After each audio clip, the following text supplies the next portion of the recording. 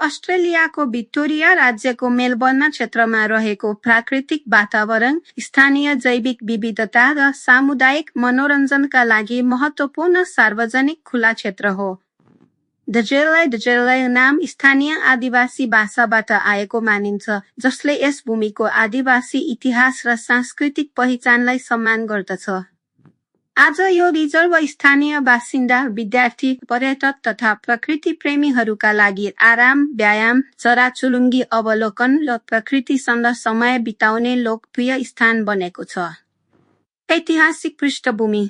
युरोपेलीहरू अस्ट्रेलियामा आउनुभन्दा हजारौं वर्ष अघि यो क्षेत्र स्थानीय आदिवासी समुदायको परम्परागत भूमि थियो। उनीहरूले यहाँका नदी, वनस्पति, जनावर र प्राकृतिक स्रोतको संरक्षण गर्दै दिगो रूपमा जीवनयापन गरेका थिए।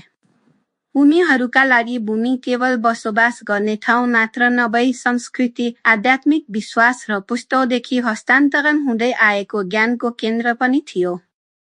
सन् 1830 को दशकपछि मेलबर्न क्षेत्रमा युरोपेली बसोबास विस्तार हुन थालेसँगै धेरै प्राकृतिक क्षेत्र खेती, पशुपालन र शहरी विकासका लागि प्रयोग गरिए। त्यसका कारण केही स्थानमा वन विनाश, जलमार्गमा परिवर्तन र वन्यजन। प्राकृतिक यो ठाउँमा स्थानीय प्रजातिका रुख बिरुवा, घाँसे मैदान तथा विभिन्न किसिमका वनस्पति पाइन्छन्। यस्ता वनस्पतिले स्थानीय चराचुरुङ्गी, किरा, साना स्तनधारी जनावर र अन्य जीवलाई सुरक्षित वासस्थान उपलब्ध गराउँछन्। वसन्त र वर्षायाममा यहाँ हरियाली बढ्ने, विभिन्न फूलहरू फुल्ने तथा चराचुरुङ्गीको चहल पहल देख्न सकिन्छ। वातावरण शान्त भएकाले बिहान र साँझ हिँड्न आउने मानिसहरूको संख्या उल्लेखनीय हुन्छ। वर्तमान अवस्था। स्थानीय समुदायका लागि राम्रोसँग व्यवस्थापन गरिएको सार्वजनिक पार्कका रूपमा परिचित छ। यहाँ सामान्यतया निम्न सुविधाहरू पाइन्छन्।